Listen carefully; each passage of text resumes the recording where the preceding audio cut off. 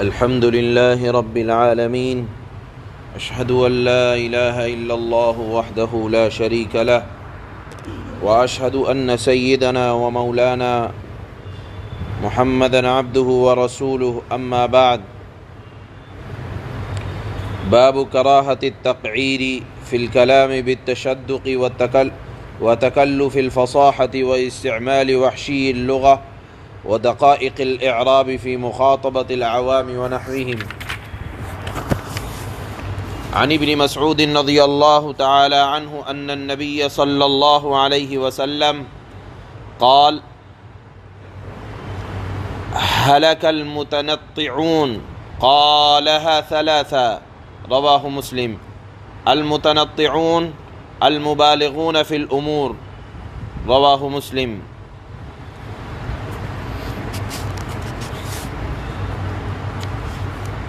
بات چل رہی ہے گفتگو میں کون سا طریقہ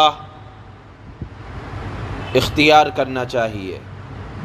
اللہ کے نبی صلی اللہ علیہ وسلم کی تعلیم یہ ہے کہ آپ مخاطب کو دیکھ کر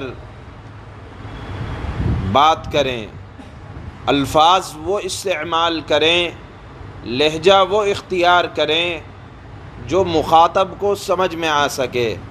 خواہ مخواہ اپنی بڑائی جتلانے کے لیے ایسے الفاظ کو استعمال کرنا کہ مخاطب اس کو سمجھ نہ سکے، یا مخاطب کے علم سے اوپر کی بات کرنا یا مبالغے کی بات کرنا اللہ کے نبی صلی اللہ علیہ وسلم کو پسند نہ تھی۔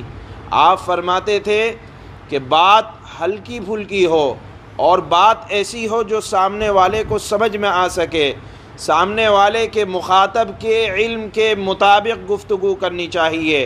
وہ زبان نہ استعمال کرنا چاہیے جس زبان کو مخاطب نہ سمجھ سکے۔ جیسے بہت سے لوگوں کی عادت ہوتی ہے بہت زیادہ مٹھار کر، بہت زیادہ منہ کو پھلا کر، بہت زیادہ مبالغہ آرائی سے کام لیتے ہیں۔ اللہ کے نبی صلی اللہ علیہ وسلم نے ایسے لوگوں کے بارے میں ارشاد فرمایا کہ مبالغہ اور تکلف، مبالغہ کہتے ہیں حد سے زیادہ کا استعمال کرنا، یعنی آپ سمجھا سکتے تھے اس بات کو آسان انداز میں، لیکن آپ نے اس سے گاڑھے لفظ کا استعمال کیا۔ جیسے بعض لوگ ہوتے ہیں، یہاں یہ ماحول دیکھنے میں آیا کہ اپنی اردو زبان جانتے ہیں لیکن اپنے آپ کو قابل دکھلانے کے لیے غیروں کی زبان کا استعمال کرتے ہیں کہ لوگ ہمیں جان لیں کہ ہم بھی قابل ہیں، اور مخاطب سمجھے نہ سمجھے بات دوسری زبان میں کرتے ہیں۔ ایسے لوگوں کے بارے میں اللہ کے نبی نے فرمایا ہلاک المتنطعون، تکلف سے کام لینے والے ہلاک ہو گئے۔ جیسے آج کل کے زمانے میں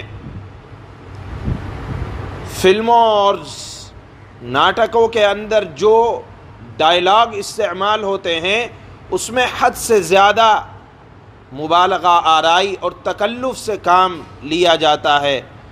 علماء نے لکھا ہے کہ وہ ڈائلاگ بھی اگر آپ اپنی عام زبان میں استعمال کریں گے تو وہ بھی اسی حدیث کی وعید کے اندر داخل ہے۔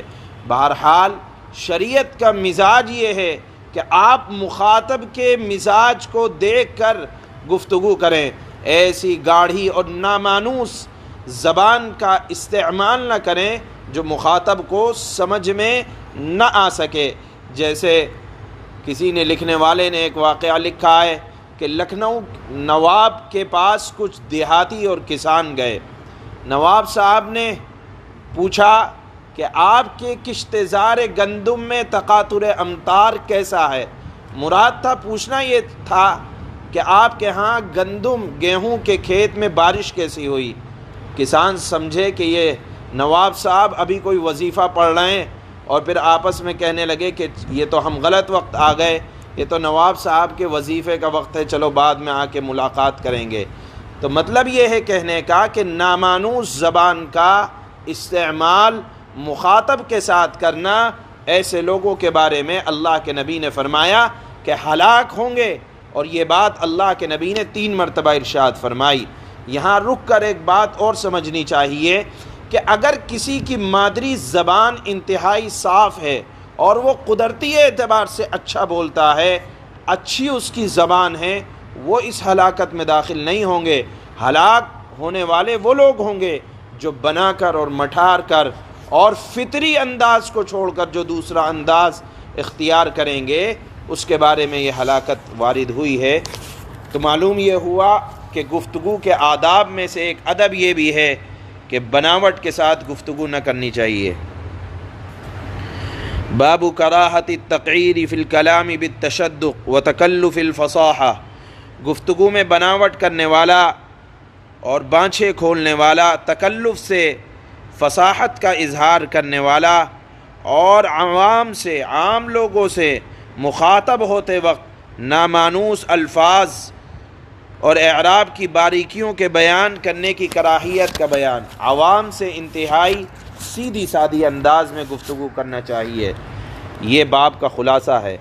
حضرت عبداللہ ابن مسعود رضی اللہ تعالی عنہ سے روایت ہے کہ نبی کریم صلی اللہ تعالی علیہ وسلم نے ارشاد فرمایا، مبالغہ یعنی بات کو بڑھا کر پیش کرنا اور تکلف سے کام لینے والے، یعنی اپنی بات میں تکلف اختیار کرنے والے ہلاک ہو گئے۔ یہ بات آپ صلی اللہ علیہ وسلم نے 3 مرتبہ ارشاد فرمائی کہ مبالغہ اور تکلف سے کام لینے والے ہلاک ہو گئے، مبالغہ اور تکلف سے کام لینے والے ہلاک ہو گئے۔ امام مسلم نے اس حدیث کو روایت کیا ہے۔ سبحان اللہ و بحمدہ۔